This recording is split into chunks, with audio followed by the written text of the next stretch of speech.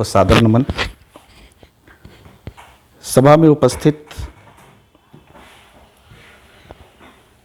आदरणीय पाठक जी, उपाध्याय जी, राजेश सर, जादूगर जी, राकेश जी, पांडे जी, झा जी, मैडम अंजना पांडे और ये दोनों बच्चे छात्र, जो सबसे महत्वपूर्ण कड़ी अगर हम लोगों के लिए हैं तो यही दोनों बच्चे हैं। क्योंकि यहाँ से आपको लगे अगर ईमानदारी से कि हम आज कुछ सीखे, कुछ नया जाने, विषय पूरी तरह से शैक्षणिक है। इसमें न कहीं राजनीति है, न कहीं कोई संस्कृति भूल जाइए, राजनीति बिल्कुल भूल जाइए। आप बस अपने क्लासरूम में चले जाइए और ये सोचिए कि आप क्लासरूम में हैं। एक भारत श्रेष्ठ भारत, शायद आप लोग न जानते हों, यह मुख्य बिंदु नई शिक्षा नीति की है। जो 2020 NEP है, उसका मुख्य जो उद्देश्य है, जहां हमें पहुंचना है, वो है एक भारत श्रेष्ठ भारत। कार्य रूप इसको विद्यालयों में कैसे दिया जाता है, व्यवहारिक रूप से हम लोग बातें करेंगे। हम लोग कोई दार्शनिक कोई बात नहीं करना है। और हम लोग जो यहाँ उपस्थित हैं ना, हम लोग अपनी लाइफ को जी चुके हैं और हो सकता है हम लोग पार कर लिए हैं जो हम लोग पाना है। हमारा कार्य आप लोगों के लिए है, बच्चों के लिए है, अपने घर के बच्चे हों, अपने समाज के बच्चे हों, देश के कहीं बच्चे हों जो पढ़ा रहे हैं उनके लिए हों, जो जिस समाज में रह रहे हैं उस समाज के लिए हों। क्योंकि नई शिक्षा नीति हर समाज के हर व्यक्ति को जोड़ती है। वो ये नहीं कहती कि कोई भी व्यक्ति समाज से अलग है, कोई अलग है ही नहीं। आपके विकास के लिए जितना आपके प्रधानाचार्य महोदय जिम्मेदार हैं, उतना ही अगर स्कूल के गेटकीपर हैं वो भी जिम्मेदार हैं। नई शिक्षा नीति ये कहती है। एक भारत श्रेष्ठ भारत का मतलब क्या होता है, व्यवहारिक रूप में जान लीजिए। जैसे भारत में विभिन्न संस्कृतियां हैं, उन विभिन्न संस्कृतियों के प्रति आप कैसे आदर और सम्मान देंगे, ये पहली कड़ी है। बस अभी शुरुआतें करनी है, अभी डरते डरते कि वो जल्दी आए। तो विभिन्न संस्कृतियों के बीच आपसी समझ और एक दूसरे को सम्मान देना, ये पहला नियम है, पहली बातें हैं। कैसे आप देंगे एक दूसरे की संस्कृति को, आदर कैसे करेंगे, सत्कार कैसे करेंगे, समझ आपको कैसे होगी। जैसे मान लीजिए बिहार के बच्चे, सिवान केंद्रीय विद्यालय है, बिहार के बच्चे अगर उस सिवान में केरल के पोशाक पहन करके और केरल के जो नृत्य है, मोहिनी अट्टम हो गया, केरल की प्रसिद्ध नृत्य है, अगर उसका वो यहाँ पर संचालन, वहाँ पर प्रदर्शन करें, प्रस्तुतिकरण करें, एकदम उसी रूप में जैसे कि मोहिनी अट्टम दिया जाता है, और जो साज सज्जा हो, जो वेशभूषा हो, सब कुछ, यानी बच्चे तो बिहार के हों लेकिन वो पूरी तरह से जब प्रस्तुत करने लगे तो वो केरल के और मलयालम संस्कृति में अपने को डूब जाए। अब वो लड़का कुछ देर के लिए ही सही, केरल मलयालम तो समझ गया कि हम ये संस्कृति के हैं। वो लड़का अगर कभी भी केरल में गया तो अपने आप को अलग महसूस नहीं करेगा, वो जानेगा कि हम इससे जुड़े हुए हैं। सेम अभी चल रहा है, जैसे हमारे विद्यालयों में चल रहा है कि हमारे बच्चे, बिहार के बच्चे मिजोरम की संस्कृति का यहाँ पर प्रदर्शन करते हैं और मिजोरम के बच्चे बिहार के छठ गीत गाते हैं। कितनी बड़ी बात होगी। अगर मिजोरम का लड़का है, केरल का लड़का है, महाराष्ट्र का लड़का है, लड़की है, और कोई प्रतियोगिता हो रही है, कोई परफॉर्मेंस हो रहा है, और उस परफॉर्मेंस में वो छठ गीत का गा करके यहाँ की संस्कृति को, यहाँ के नृत्य को, यहाँ के नाटक को अगर प्रस्तुत कर रहा है, यह होता है एक भारत, यानी संस्कृति का आदान प्रदान और एक दूसरे के प्रति समझ और आदर। अगर ये आदर और समझ रहे तो भारत एक हुआ कि नहीं, इसमें एक होना है। श्रेष्ठ भारत का मतलब श्रेष्ठता बोध नहीं है। कभी भी श्रेष्ठ का मतलब सुपीरियरिटी इन्फीरियरिटी कॉम्प्लेक्स नहीं होता है अंग्रेजों का, हमारा वो नहीं है।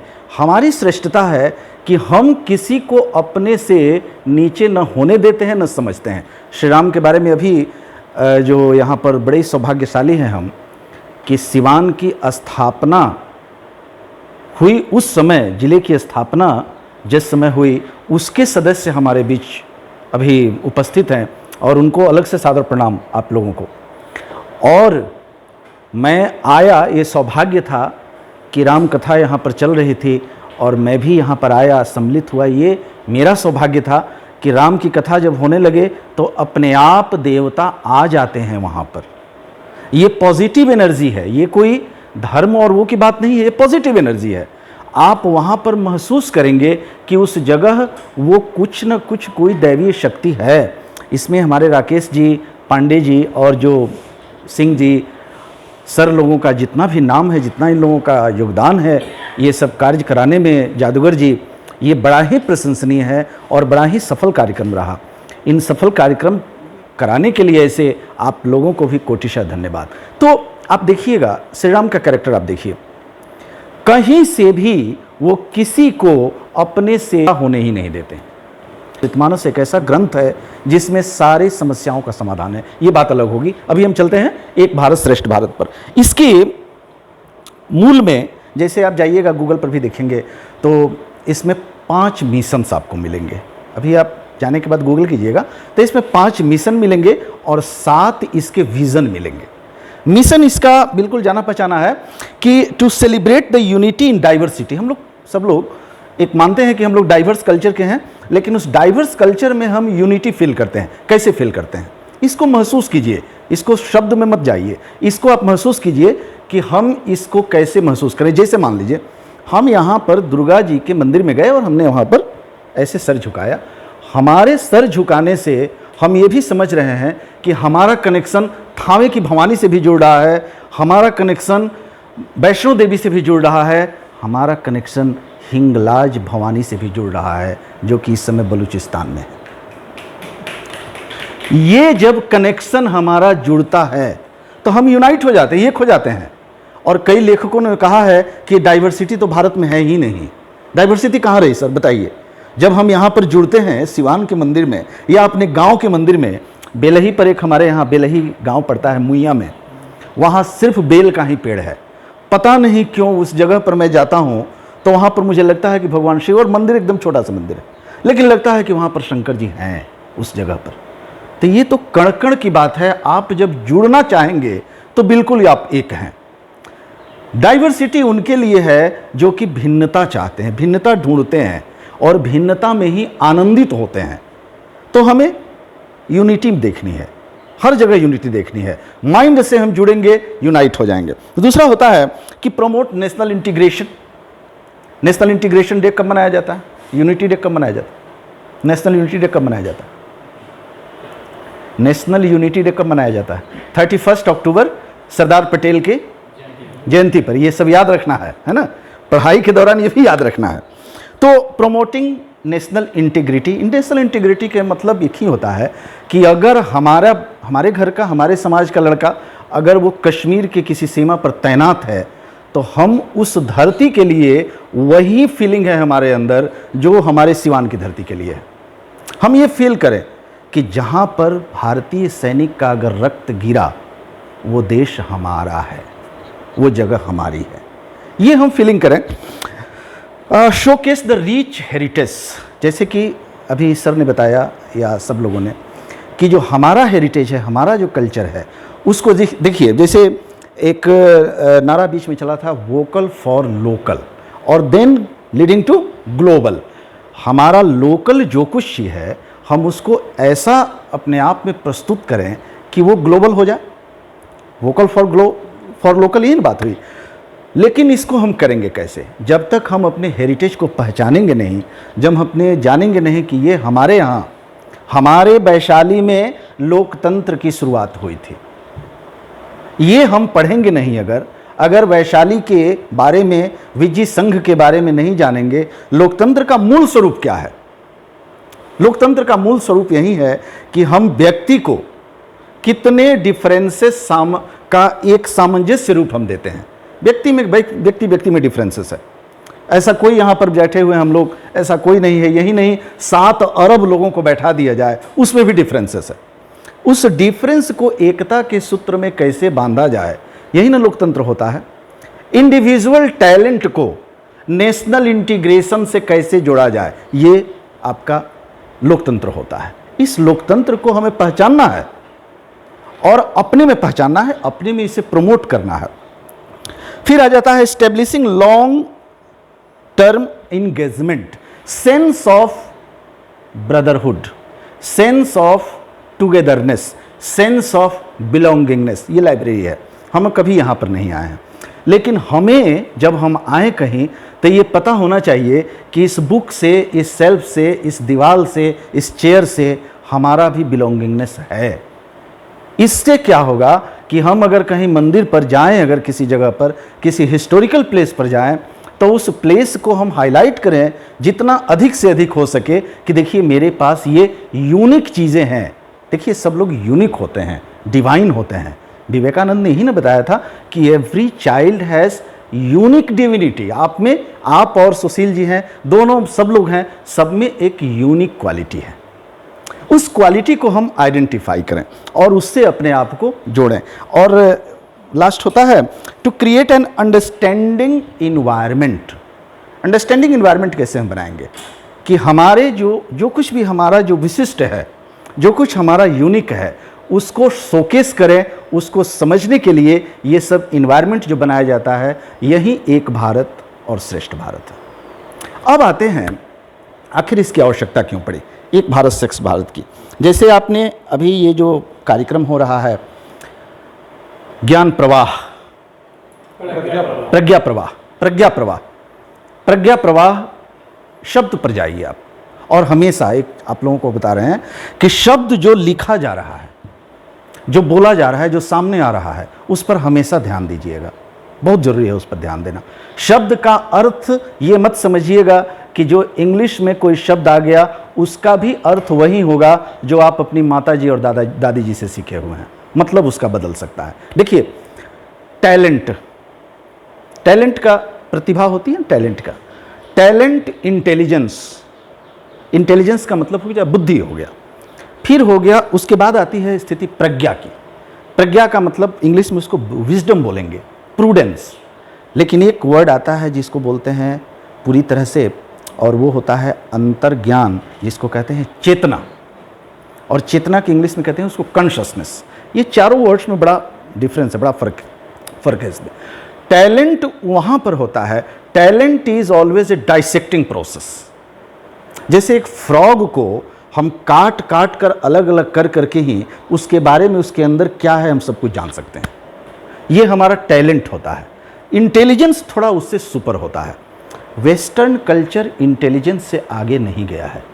इंटेलिजेंस एक ही है कि आपके पास जो वो कॉपी है, मैं उसको अपने यूज़ के लिए कैसे ले लूँ और आपको पता भी न चले, मैं आप ही का यूज़ करूं और आपको पता नहीं चले। इसी इंटेलिजेंस का प्रयोग अंग्रेज़ों ने जो आज़ादी के समय किया था, और इसी इंटेलिजेंस को सबसे पहले पहचाना था सुभाष चंद्र बोस ने, जिसके बारे में क्लेमेंट एटली ने कहा कि दो फैक्टर था मात्र जिसकी वजह से हमें भारत छोड़ना पड़ा।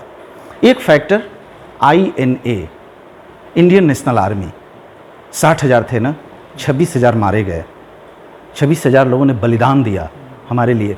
और एक और आदमी जिनका नाम उन्होंने दिया सुभाष चंद्र बोस। जब भारत आज़ाद हुआ ना, तो उस समय कौन थे प्रधानमंत्री इंग्लैंड के?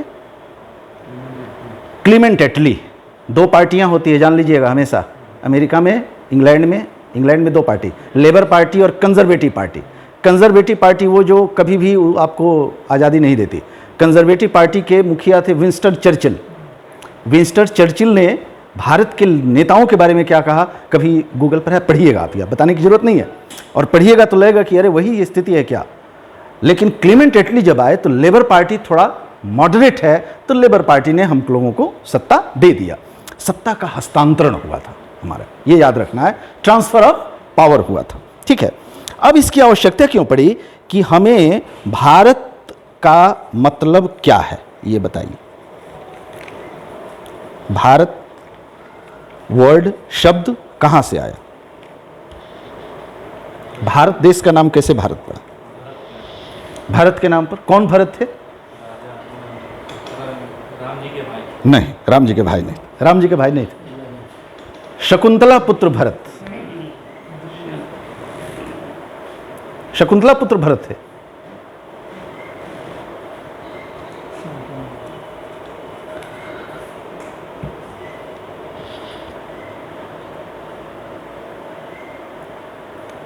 भारत में 9 लाख वर्ष पूर्व की बात है। जी, आखिर इस देश का नाम भारत क्यों पड़ा? कि जब महाभारत की भी शुरुआत इसी से होती है कि भरत के सामने ये प्रश्न आता है कि आपके बाद राजा कौन? तो वो बोलते हैं अपनी माता जी से कि हमें अपने पुत्रों में कोई योग्य नहीं दिखता कि मैं किसी को अपनी राजगद्दी दे दूं। देखिए कितना बड़ा बदलाव आ गया। मैं अपने पुत्रों में किसी को योग्य नहीं मानता, इसलिए अपने गांव के ही, अपने राज्य के ही एक योग्य भूमन्यु को मैं राज सौंपता हूं। ये जैसे महाभारत में जैसे प्रस्तुत किया जाता है, लेकिन इसी परंपरा को शांतनु जी ने आगे चल करके नहीं माना, जिसकी वजह से महाभारत जैसी घटना हुई। क्योंकि अपने परिवार के प्रति मोह आकर के, मोह लाए अपने परिवार में, और उस परिवार के प्रति मोह इतना ज़्यादा हो गया, आसक्ति इतनी ज़्यादा हो गई कि पूरी तरह से इतना बड़ा एक युद्ध हो गया। ठीक है, यानी कहने का अर्थ यह है कि भारत का अर्थ ही होता है कर्तव्य बोध। हम कितने ज़्यादा कर्तव्य बोध से हम प्रेरित हैं, यही मतलब होता है भारत का। यानी आप संपूर्ण रामचरितमानस भी देखेंगे ना, तो एक ही बात है कि एक सदस्य दूसरे सदस्य के प्रति कर्तव्य कर रहा है, अधिकार कोई नहीं मांग रहा है। गांधी जी से भी कहा गया कि हमें, गांधी जी को कहा गया कि आप बताइए कि भारतीय संविधान में ये ह्यूमन राइट्स वाला बात कैसे यहाँ पर समायोजित किया जाए। तो गांधी जी ने कहा कि मैंने अपनी इलिटरेट बट वाइज मदर, मैंने अपनी इलिटरेट लेकिन वाइज मदर से पूछा कि भाई बताइए कि इसमें क्या किया जाएगा। तो मदर बोली कि हमारे यहाँ राइट्स की तो बात ही नहीं होती है, हमारे यहाँ तो कर्तव्य की बात होती है। कर्तव्य कहोगे तो मैं तुमको बता दूंगा। अब देखिए कि राम किस तरह से कर्तव्य में रत हैं, भरत किस तरह से हैं, पूरा समाज जो है और जो अधिकार में रत हुआ, इसीलिए इतने बड़ा घटना हुई, इतनी बड़ी घटना हुई रामायण में। राम जी का वनवास हुआ, वो भी एक कारण था बहुत बड़ा। लेकिन हमारे भारत का मतलब ही होता है कर्तव्य बोध में रत। दूसरा मतलब यह होता है कि भा का मतलब होता है प्रकाश, प्रकाश से मतलब होता है ज्ञान। भारत नहीं, स्थान का वाचक गुण विशेष का नर है। ये रामधारी सिंह दिनकर जी ने कहा है कि एक देश का नहीं, गुण यह भूमंडल भर का है। पूरे दुनिया में जहां भी लोग ज्ञान में रत हों, प्रकाश का मतलब होता है ज्ञान, जहां भी लोग ज्ञान में रत हों उस जगह को ही भारत कहा जाता है। भारत और इंडिया में फर्क होता है, इसको जानना है। इसीलिए इंग्लिश में भी एक भारत श्रेष्ठ भारत ही लिखा जाता है। हाँ, वन इंडिया, ग्रैंड इंडिया भी लिख देते हैं, लेकिन ज़्यादातर कोशिश यही की जाती है कि एक भारत श्रेष्ठ भारत ही लिखें। इसकी ज़रूरत क्यों पड़ी है आज के समय में? 2001 की बात है। 2001 में एक घटना हुई थी जो सबको पता है कि उस समय अमेरिका विदेश में, विदेशी घटना थी, अमेरिका ने अफ़गानिस्तान में अलकायदा के खिलाफ जंग छेड़ रखा था। हमारी जो विदेश नीति थी उस समय एक तरह से बड़ा ही लोएस्ट पॉइंट पर थी। हम लोगों को कुछ समझ में नहीं आ रहा था कि हम करें तो क्या करें। अमेरिका ने पाकिस्तान से कहा कि हमें ज़मीन दो, दे दिया उसने। मुशर्रफ था वो तो देने के लिए तैयार था, पूरी तरह से दे दिया। लेकिन हम लोग उस समय BHU में पढ़ रहे थे, यूनिवर्सिटी में पढ़ रहे थे, तो उस समय हर समय कोई ना कोई सेमिनार होता था। देखिए, गोष्ठियाँ छोटी हो या बड़ी हो, इसको करना बहुत ज़रूरी है हम लोगों को, इसका अर्थ ही अलग होता है। तो उस समय हर समय सेमिनार होता था और एक एक महीने पर सेमिनार होते थे। उसमें बड़े बड़े आलोचक आते थे, देश के मूर्धन्य आलोचक वहाँ पर आते थे। और जो टॉपिक डिसाइड होता था ना, तो टॉपिक कुछ और था और दुनिया में काम कुछ और चल रहा था। और टॉपिक पर यहाँ तक कि कुछ इतिहासकारों ने बड़ी, अब हम लोगों को समझ में नहीं आती थी, ग्रेजुएशन के छात्र को क्या समझ में आए, ये समझ में नहीं आती थी। कुछ साहित्यकारों ने ये कह दिया कि सबसे पहले हनुमान जी ने अपना देश छोड़कर दूसरे देश पर हमला किया, मतलब उन लोगों ने हनुमान जी को हमलावर बता दिया, साहित्यकारों ने। खैर, उन लोगों के अपने वचन हैं, अपने विद्वता है, सबको अपने अपनी बातें कहने का अधिकार है, और आपको भी अपनी बात से, देखिए नेगेटिव तो हर जगह बातें आएगी, लेकिन एक भारत श्रेष्ठ भारत का मतलब यही है कि अपने पॉजिटिव विचारों को अपने अंदर इतना समाहित करें कि नेगेटिव ऊर्जा आपके अंदर आए ही नहीं।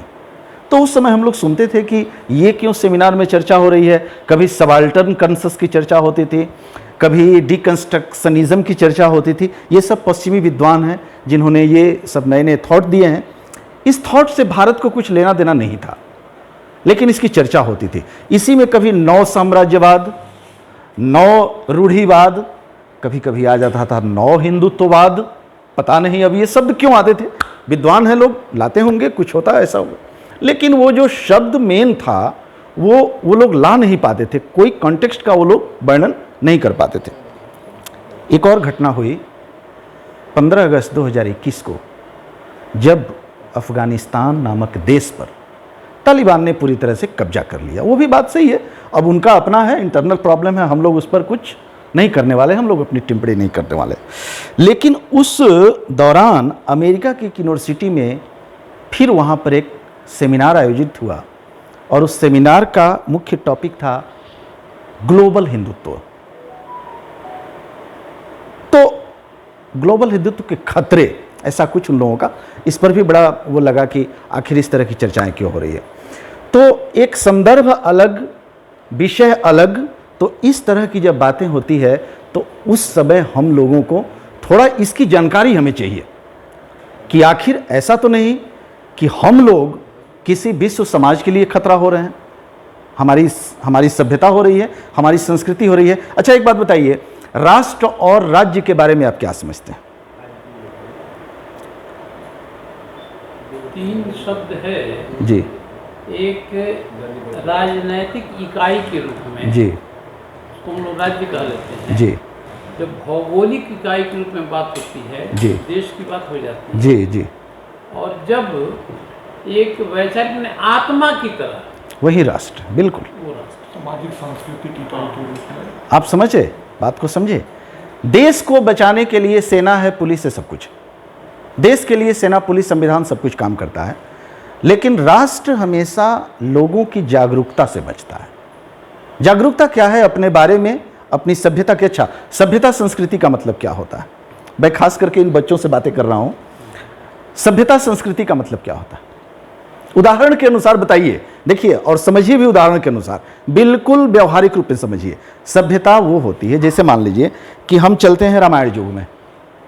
श्री राम जी के समय में लोग चलते कैसे थे? ट्रांसपोर्टेशन क्या था? चैरियट था, रथ था ना।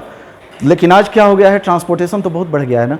तो ये जो फिजिकल डेवलपमेंट होता है, इसको सभ्यता बोलते हैं। आज ट्रांसपोर्टेशन बहुत आगे चला गया है, लेकिन श्री रामचंद्र जी भी अपने पिताजी के चरण स्पर्श करते थे, और आप भी करते हैं, आप करते हैं ना। ये संस्कृति है।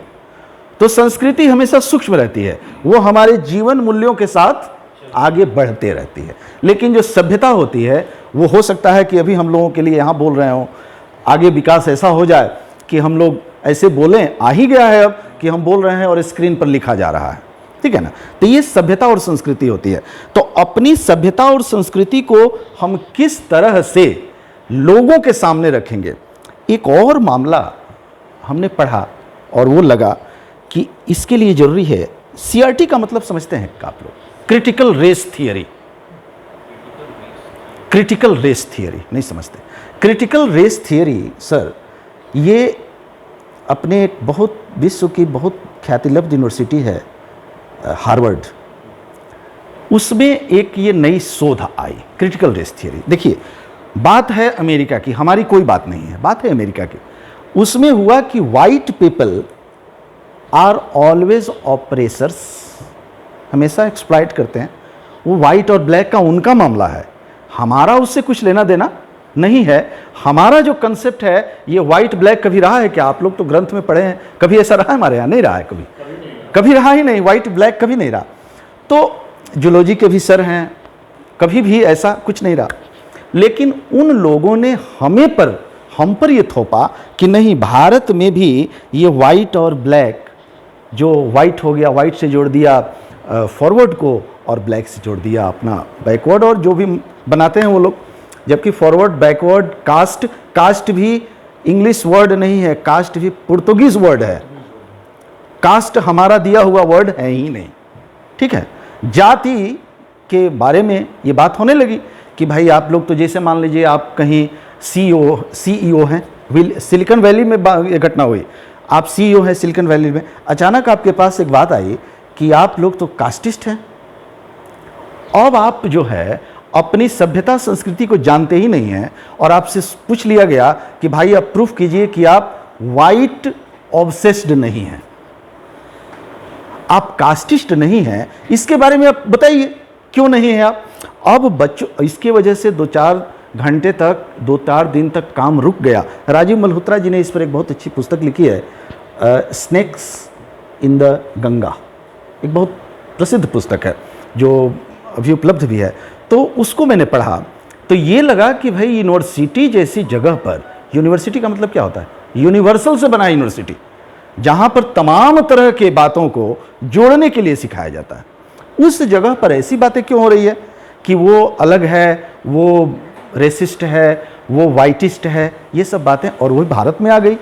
अब हमारे बच्चे, आपके बच्चे अगर कहीं अपने धर्म के बारे में नहीं जानते, यहाँ तक नहीं जानते अपनी समाज के बारे में नहीं जानते, यहाँ तक नहीं जानते कि किसी ने कह दिया, किसी लड़के ने, कि हमसे एक बच्ची ने पूछ दिया क्लास में कि सर हम लोग जाति क्यों है, ऐसी क्या बात है। देखो हमने बताया कि देखो हम लोग जाति तो मानते हैं, स्पेसिफिक है, ये एक स्पीसीज है, विशिष्टता है अपने आप में, लेकिन जातिवादी हम लोग नहीं हैं। कैसे नहीं हैं, हम व्यवहार में उसको कैसे कहें। आपके यहाँ, सबके यहाँ विवाह तो होता है, विवाह तो होता है ना, विवाह मंडप आप देखिए, जब विवाह हो रहा है तो कौन कौन उसमें बैठा हुआ है, उसमें पंडित जी भी हैं, उसमें जो ठाकुर जी भी हैं। ठाकुर जी कौन है कोई नहीं पूछता है, ठाकुर जी हिंदू हैं, मुस्लिम हैं, इसके बारे में कोई पूछता भी नहीं है। कभी कभी तो ये भी होता है कि पंडित जी उठ नहीं पाते हैं तो हम लोग आरती की थाली उन्हीं को दे देते हैं कि जाइए घुमा लीजिए और जो पैसा है उसमें से ले लीजिए। वहाँ पर धोबी भी बैठे हुए हैं, वहाँ पर जो मांगर लेकर के आते हैं जो, वो भी बैठे बिना, और सबकी पूजा होती है। पहले डलिया अगर लेकर के जो बनाते हैं, डलिया लेकर के आए तो डलिया की पूजा होती है, मांगर की पूजा होती है। वो अपने सर तो बैठे हुए हैं यहाँ पर, सब जानते ही हैं।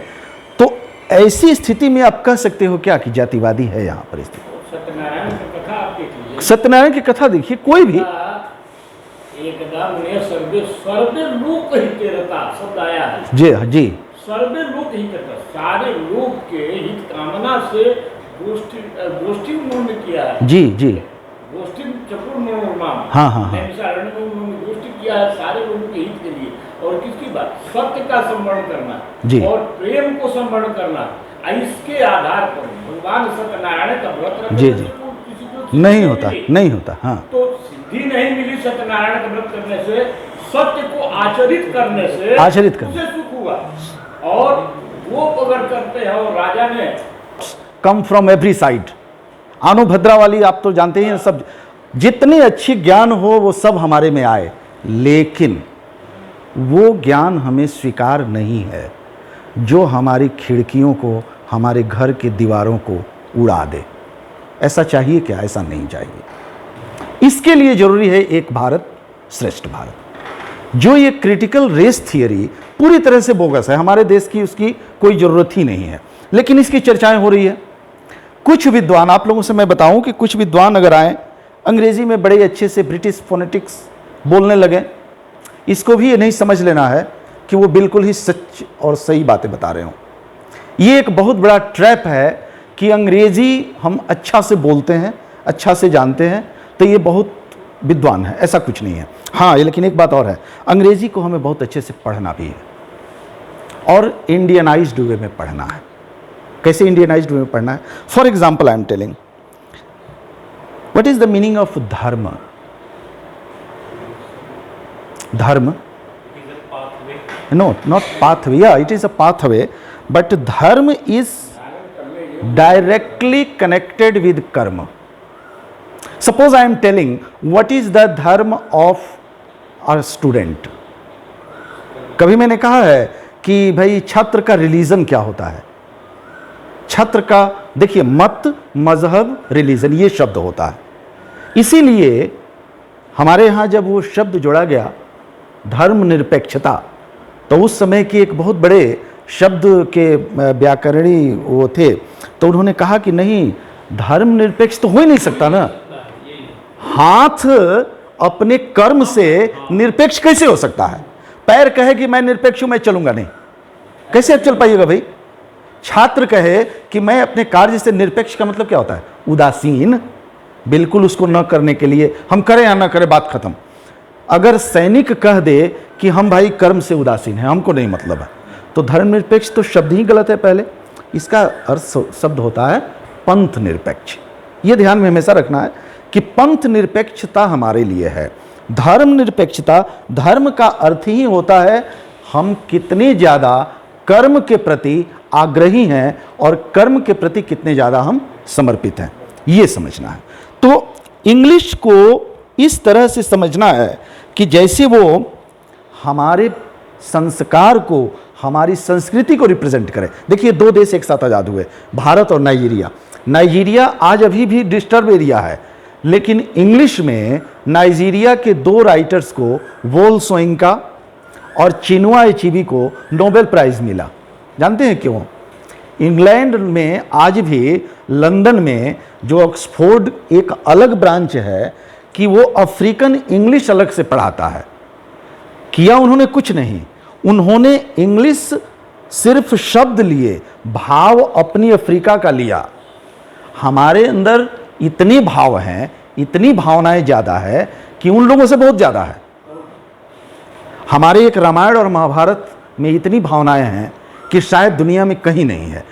हम उसको, we should develop and we should invent such kind of words, particularly English words, and English words are to be expressed, are to be used in expressing those emotions।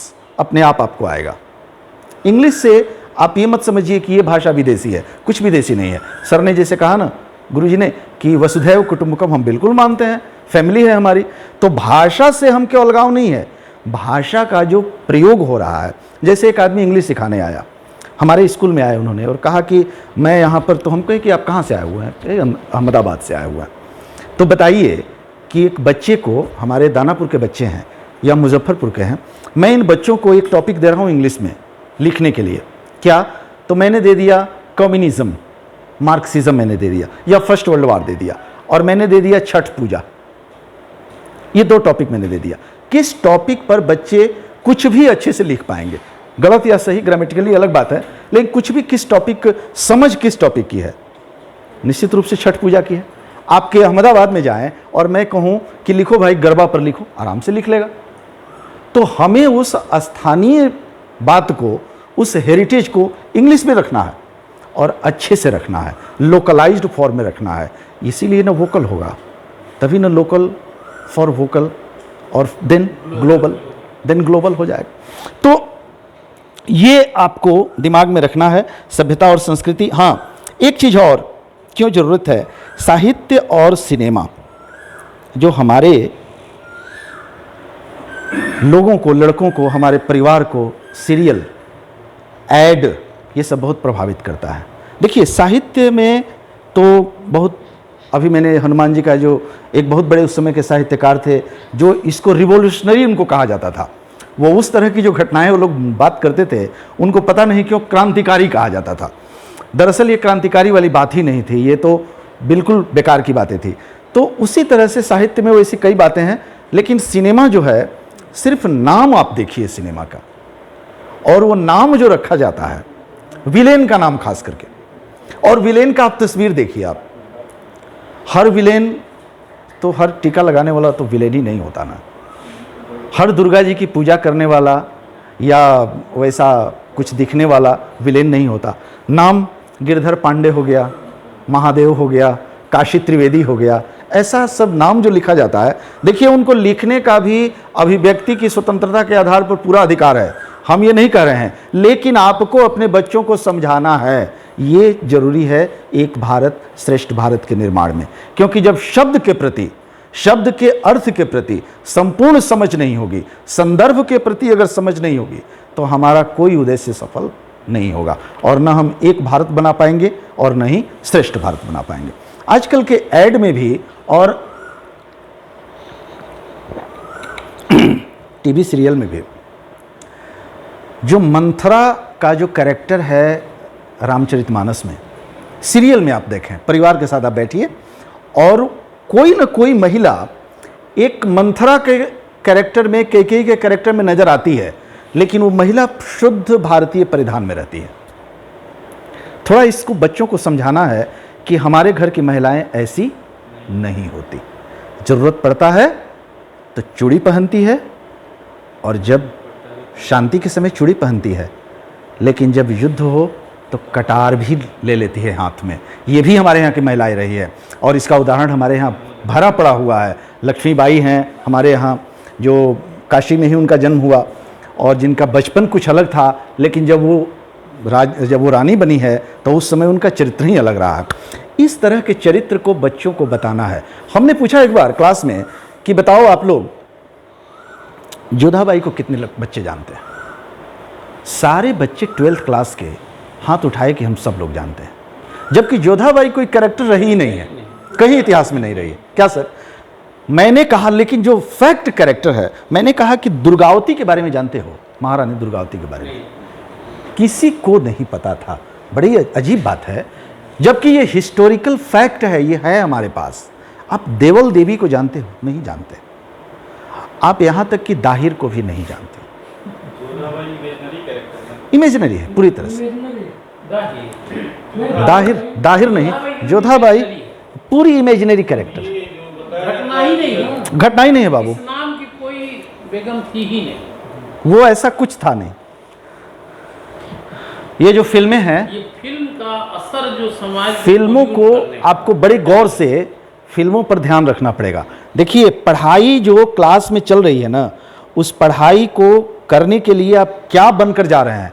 आप स्कूल में जाइएगा तो इतना पार करके ना जाइएगा जी, आप महादेवा में रह रहे हैं तो इस पार करते हुए जब क्लास में आप जाइएगा तो कई चीज़ों को आप देखिएगा, उन कई चीज़ों का असर क्या पड़ता है और मोस्टली आप नेगेटिव ही देख पाइएगा। जो प्रचार है वो उनका भी अधिकार है प्रचार करना, लेकिन आपका अधिकार क्या है? अब यहाँ पर अधिकार आपका है कि उस नेगेटिव के निहितार्थ को समझें। आखिर ऐसा क्यों दिया गया है, ऐसा हमें क्यों बताया जाता है? तो हम ये जानें कि दुर्गावती ने क्या किया था, क्या उसका रोल था। ये थोड़ा सा, और ये बहुत जाने की जरूरत नहीं है। ये आपको ऐसा नहीं है कि आपको मैथ बना रहे हैं तो वो उस मैथ बनाने में आपके लिए ये बहुत बड़ा कोई हर्डल पैदा करेगा, ऐसा कुछ नहीं है। आप अपने बारे में जानिए, अपने पूर्वजों पर गर्व करना सीखिए। सबसे पहले आप जो हैं आज, अभी देखिए फ्रैंकफर्ट इंस्टीट्यूट जब बना, एक समय कहा जाता था कि अमेरिका रूस की सीमा पर लड़ रहा था। 1969 में एक बहुत ही ज़बरदस्त लड़ाई हुई थी वियतनाम और अमेरिका की, ठीक है ना। वियतनाम उसमें मतलब बहुत ही हीरो बनकर उभरा, अमेरिका को भागना पड़ा वहाँ से। लेकिन अमेरिका रूस के सैनिकों से लड़ रहा था, रूस अमेरिका के घर में लड़ रहा था। कैसे लड़ रहा था?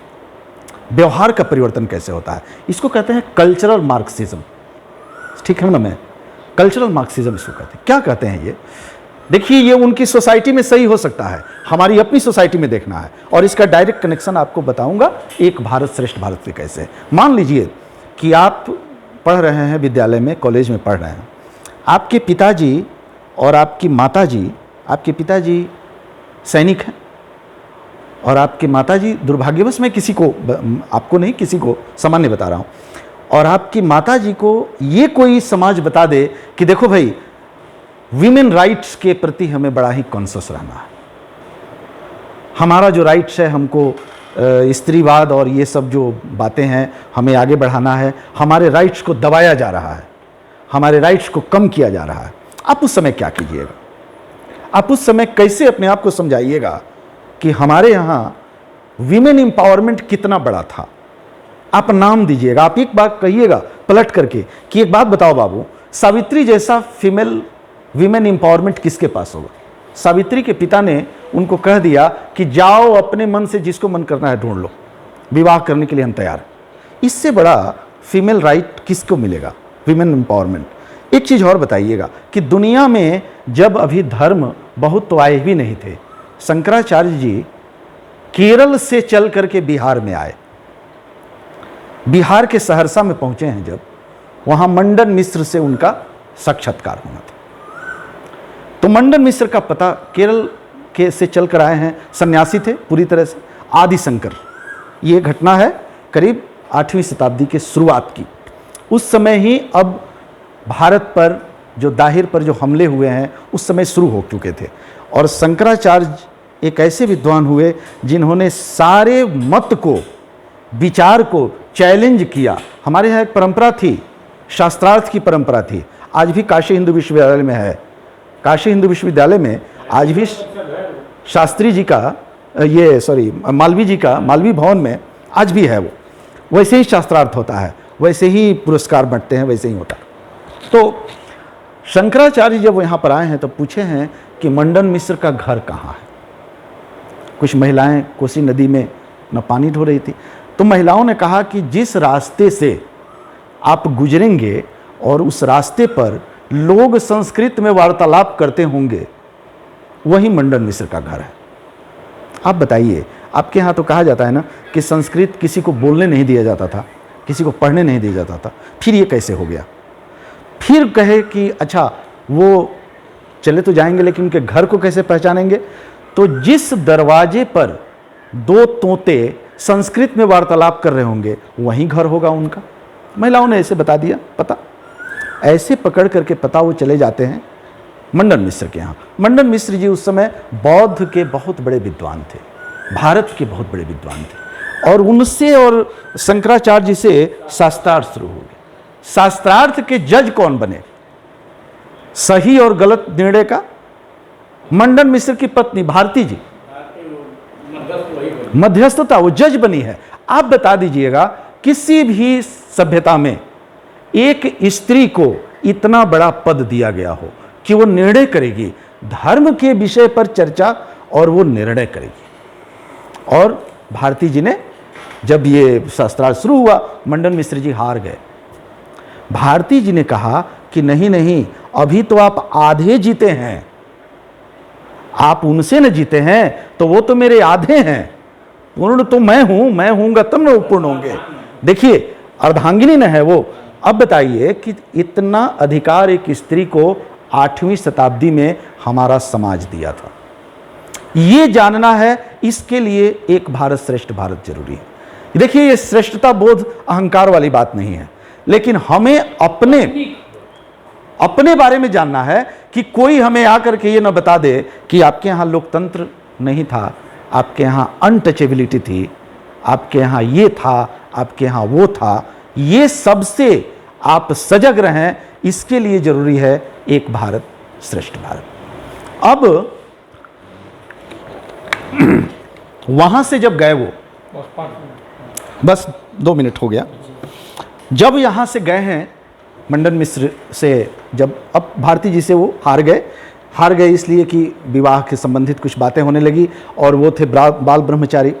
शंकराचार्य जब गए हैं काशी में, तो काशी में घूम रहे थे, अचानक उनके साथ और लोग भी थे, तो एक आदमी रोड बहार रहा है ऐसे।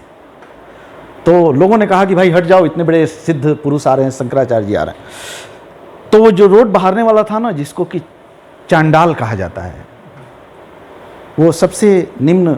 देखिए काशी एक ऐसा जगह है जहां डोम राजा को भी राजा कहा जाता है, जो कि अग्नि देते हैं, और वो जब चलते हैं ना, काशी महाराज और डोम राजा दोनों लोग अगर चलें तो उनके लिए एक ही नारा होता है, हर हर महादेव। उनको महादेव का अवतार माना जाता है। तो वो रुक गया और कहा कि अब बताइए आपका जो रिसर्च है वो किस विषय पर है। उसने पूछ दिया, वो जो रोड बाहर रहा था ना, उसने पूछ दिया कि आप बताइए आप कौन सी थ्योरी दिए हैं। इन्होंने कहा कि मैंने जो थ्योरी दिया है वो अद्वैतवाद है। अद्वैतवाद क्या है कि ये शरीर जो है ना, ये भिन्न भिन्न है, एको हम। एक और उसमें था कि अहम ब्रह्मास्मि, जिसको कि विवेकानंद जी ने भी कहा बाद में, अहम ब्रह्मास्मि, मैं ब्रह्म हूं, तत्त्वमसि, आप भी वही हो। ऐसा नहीं है कि मैं विशिष्ट हूं, मैं जो हूं वही आप हो। तो उस व्यक्ति ने कहा कि आपने तो कहा है कि भाई शरीर भिन्न भिन्न है, आत्मा एक है, तो अगर आत्मा हमको एक मानते हैं तो फिर मैं हटूं क्यों? और अगर शरीर भिन्न भिन्न है तो आपका सिद्धांत गलत है। शंकराचार्य जी वहां पैरों पर गिर पड़े। देखिए, ये कहा जाता है ना कि हमारे यहाँ शिक्षा जो है पंडितों के हाथों में या ब्राह्मणों के हाथों में रही है हमेशा, ये गलत है। जो योग्य रहा है वो आगे गया है। शंकराचार्य जी ने जाना कि हमारे सामने जो रोड जो बाहर रहा है ना, जिसको सर्व समाज चांडाल बोलता है, वो हमसे ज़्यादा जानकार है, इसलिए उसका पैर पकड़ लिए। इस समाज को जानने के लिए, इस साहित्य को जानना और इस बात को अपने परिवार में बताना, अपने बच्चों को बताना, अपने घर को बताना, अपने लोगों को बताना, ये जरूरी है। इसलिए एक भारत श्रेष्ठ भारत जरूरी है। और आप सबको बहुत बहुत धन्यवाद, खास करके राजेश जी को। देखिए, एक उदाहरण मैं बताऊं, राजेश जी जब आए, हम आए और राजेश जी आए। राजेश जी एक अद्भुत व्यक्तित्व हैं, हमको कहने, अब इनके सामने मैं क्या कहूं, आए तो इन्होंने क्या किया, सबसे पहले इन्होंने क्या किया। देखिए, सबसे पहले मैडम भी बैठी हुई थी, हमको खराब लग रहा था, लेकिन हम हिम्मत भी नहीं करते थे इनके सामने कुछ बोलने की। आए और एक वो उठाए साफ करने वाला कोई कपड़ा, और पूरे ये जो चेयर हम लोग साफ बैठे हुए हैं, ये हमारे राजेश सर ने अभी इसको साफ किया, नहीं तो इस पर धूल जमी हुई थी। तो ये एक ऐसे व्यक्तित्व जो कि हम लोगों को भी बनना है। हम लोगों को अपने कार्य के प्रति, अपनी संस्कृति के प्रति, अपने व्यवहार के प्रति पूरी तरह से गर्व महसूस करना है और अपने दिमाग में वही रखना है कि हम जैसे कहाँ से चले थे, हमारी सभ्यता कहाँ से शुरू हुई थी। इंडस कहाँ पर है अभी, क्यों है? हमारा घर, जो हमारा आंगन था, वो दूसरी जगह क्यों गया? सर बता रहे थे कि संस्कृति नहीं मिटती है, लेकिन कभी कभी मिटती भी है, इसको भी ध्यान रखना है। लाहौर साझी संस्कृति, जिसको कहा जाता है एग्जाम्पल साझी संस्कृति का, वो उदाहरण लाहौर था। लाहौर महाराजा लौ, जो रामचंद्र जी के बेटे थे, उनके द्वारा स्थापित थी। क्यों हमसे चला गया? इसको, हमारी संस्कृति नहीं चली, लेकिन जगह के प्रति भी हमको जोड़ना है, हमको अपने को जोड़े रखना है, क्योंकि ये भूलना नहीं है कि वो हमारा कभी आंगन था, ये भूलना नहीं है। बहुत बहुत धन्यवाद सभी को, प्रणाम। एक लाइन हम भी कह देते हैं, संकट इससे बड़ा है, इसलिए कि अपने पोता का जन्मदिन हमने हवन से मना लिया। जी जी। और जब कहा कि जाके अब सबको प्रणाम कर लो, तो सीधे जब दादी को लेके कोने में चला गया, कहा कि केक ना कटाई, जन्मदिन केक कटाई। हर इसको समझना है, तब कहाँ तक पहुँचा है, हाँ, इसको समझ के आई भाव जगना चाहिए। जैसा सभी ने सुना, और मैं बस इतना ही कहूँगा कि ये पुष्पेंद्र सर की एक वानगी थी, एक थोड़ी सी झलक थी, जो इतने बड़े कालखंड को उन्होंने जोड़ा है। मैं आदरणीय जो इस पूरे जो अपनी आज की ये गोष्ठी हुई, इसकी जो अध्यक्षता आदरणीय रविंद्र सर कर रहे हैं, मैं कहूँगा कि 2 शब्द पुष्पेंद्र सर के लिए और आज की गोष्ठी के लिए, और तीसरा आगे हम लोग क्या करें इसके लिए, बस इसके साथ ही समापन हो रहा है। ये तो मैंने आप सबसे पहला धन्यवाद तो आप ही को दे देंगे, वरना ऐसा हीरा यही बगल के हैं, अब हम लोगों को ज्ञात नहीं। दूसरी बात ये थी कि अपना जो शास्त्रार्थ में वादे जाए थे तत्वबोध, ये अपना मान्य सिद्धांत है, और कभी बैठ के अगर हम विचार नहीं करेंगे तो बहुत सारे रोग जो तेजी से घुस रहे समाज में, और कभी कभी चिंता भी हो जाती है। जब 15 रुपया स्कूल में तनख्वाह था, मास्टर साहब को कपड़ा बदलने के खरीदने का भी सामर्थ्य उसमें नहीं था, तब पढ़ाई का स्तर क्या था।